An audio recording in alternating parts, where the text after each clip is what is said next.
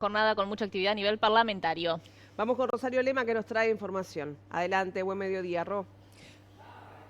Buen mediodía. Y sí, continuando lo que es la preocupación por la crisis del sector lácteo, debemos indicar que en estos momentos está compareciendo en la Comisión de Ganadería de la Cámara de Diputados el Instituto Nacional de la Leche. Pudimos hablar previo a su ingreso con su presidente, Ricardo de Izaguirre, quien nos decía que en medio de toda esta conflictividad que tenemos, por un lado, el anuncio de despidos en Claldi, el cierre de la planta número 14 de Conaprol en Rivera, la situación de Lactalis de las últimas horas y podríamos seguir también con algunas dificultades en Calcar. Pese a esto, ha crecido todo lo que es la producción lechera, incluso aumentó en relación al año pasado un 5,7%, nos decía de Izaguirre. Bueno, de Izaguirre insistió, acá la solución pasa por, bueno, sentarnos todos a hablar, pero sentarnos todos estamos hablando desde el Instituto Nacional de la Leche, las autoridades de los diferentes ministerios, los productores, es decir, los remitentes, las empresas, y también los trabajadores, no solo los trabajadores de la industria láctea, sino también los trabajadores del sector rural vinculados precisamente al sector lácteo. Pero si les parece, vamos a escuchar parte de lo que nos decía de Izaguirre sobre esta situación que preocupa a las diferentes esferas políticas, sociales y también del gobierno. Estando todos conscientes de cómo es la situación. Cada vez los automatismos son mayores, cada vez las necesidades del mercado internacional en ambiente, en un montón de condiciones también son mayores. Por ahí puede ir mano de obra. Las eficiencias, tanto a nivel primario como a nivel industrial, deben ir aumentando, pero tienen que ser de acuerdo con todos los actores, los mismos trabajadores de los tambos. Recordemos que nosotros en los últimos 10 años perdimos 700 productores. Cada productor promedio de los que se fueron estaban con 4 personas, 2 familiares y 2 trabajadores. O sea que estamos en 2.800 personas que dejaron el sector. Y en el área de los trabajadores también ha habido una disminución de 800, 500, más trabajadores. ¿Cómo se reinserta? ¿Cómo abordamos eso? Esa es una actividad que nos importa a todos, ¿no? de cómo se avanza en esos aspectos. Bueno, debemos estar todos sentados en una mesa discutiendo y viendo cómo se avanza. Que no nos sucedan estas cosas de que por falta de diálogo se nos cierre, como nos pasó con Calcar, que los productores de un día para el otro desaparecieron, se fueron para otras plantas. Ahora en Claldi la situación es distinta, están los productores juntos, están viendo la evolución. Me parece que estamos un poquito más maduros a raíz de lo que sucedió en Calcar, de lo que está pasando en Claldi, ¿no?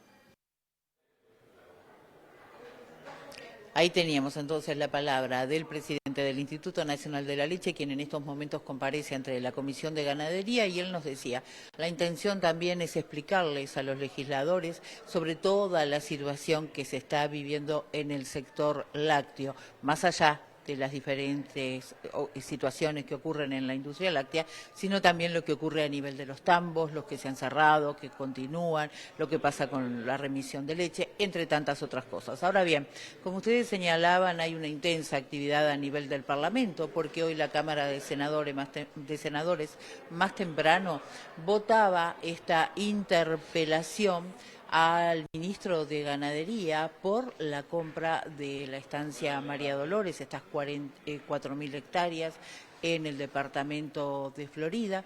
Hablamos con uno de los impulsores de esta interpelación, que es el senador Sebastián da Silva del Partido Nacional, quien, bueno, dijo que, e insistió en que no es apta, estas tierras no son aptas, por ejemplo, para la lechería. A ver, tenemos que ver, con 50 millones de dólares, ¿de qué forma podemos beneficiar a una industria lechera que todos los días tiene un golpe nuevo? Naturalmente, ayer cerró Lactalis, Claldi está con problemas, Calcar está con problemas, Alimentos Fraiventos está con problemas, donde no se podría continuar con o profundizar la cuenca lechera, en donde hay 2 plantas con remisión suficiente. Ese es el primer error estratégico, desarrollar la cuenca lechera donde ya hay tambero. Sería mucho mejor, o no tendría motivo para interpelar, si esta compra, estos 30 millones de dólares, se transformaran en 8, 9 mil hectáreas en zonas de Río Negro, voy a poner Rolón, Greco, cercanas a lugares donde hoy hace falta materia prima o leche para poder industrializarla. Bueno, ustedes tenían entonces ahí la palabra del miembro interpelante, Sebastián da Silva, quien decía que esa estancia no puede ser destinada a la lechería, y hablaba de otras localidades, por ejemplo en el departamento de Río Negro, algunas de ellas, que debería por parte del Instituto Nacional de Colonización comprarse tierras para destinarlas a esos efectos. Bueno, también pudimos hablar con el senador Daniel Caggiani del Frente Amplio, quien insiste en que defender la compra llevada adelante por parte del Instituto Nacional de Colonización, pero también acusar de algún modo al Partido Nacional que la intención que tiene esta fuerza política es de que desaparezca el instituto. La Nacional de Colonización va a empezar a nuevamente comprar tierras para que colonos o aspirantes a colonos, el Instituto Nacional de Colonización tiene una lista de espera muy grande para que muchos aspirantes a colonos puedan acceder a tierras, sobre todo para la lechería, en zonas muy importantes, en este caso en el departamento de Florida, que además es una compra que cumple con toda la legalidad correspondiente por la ley de colonización, que fue apoyada incluso por el intendente Blanco de Florida, Enciso, por el diputado del Partido Nacional también de Florida, Álvarez Junter, que tiene siendo un importante apoyo de las gremiales, sobre todo los pequeños productores rurales y sobre todo las gremiales lecheras, tanto de San Ramón, de Florida, de San José. Creo que la propia gremial lechera nacional también apoya este tipo de iniciativas, así que no entendemos mucho por qué va a ser la interpelación, que es un instrumento que tiene el Parlamento Nacional para citar a los ministros en caso de que se le quiera indilgar la responsabilidad política ante un hecho, que en realidad fue un compromiso de campaña del presidente Yamandu Orsi, estuvo también planteado en el propio programa del Frente Amplio, y creo que es parte de una rica tradición del Uruguay que lamentablemente en el último periodo de gobierno se discontinuó o se dejó de hacer. Bueno, ahí teníamos entonces la palabra, por un lado del oficialismo, por otro lado de la oposición, respecto a esta interpelación a Alfredo Frati, quien debemos recordar ya compareció a nivel de la Comisión de Ganadería del Senado para brindar explicaciones respecto a esta compra de esta estancia, en la que, según decía el propio da Silva, estuvimos durante 8 horas y no nos quedó nada claro de cuál era la idea y los objetivos por los cuales se adquiría este predio de unas 4.000 hectáreas. Bien, continuando con lo que es toda la información a nivel legislativo, a nivel parlamentario, también esta mañana en la Cámara de Senadores se votó la renuncia del senador nacionalista Álvaro Delgado, quien, recordemos, asumió la presidencia del directorio del Partido Nacional. El propio Delgado daba las explicaciones de por qué motivo, de algún modo, bueno, dejaba la actividad legislativa para abocarse de lleno a la actividad partidaria en el Partido Nacional. Fue un proceso que en realidad, no hay ningún tipo de restricciones en la Carta Orgánica. No, en ningún lado está establecido. Es más, todo yo lo había dicho previamente ante la convención de que mis compañeros me honraran como presidente del directorio. Otros también lo habían dicho, que iba a ser esa la circunstancia.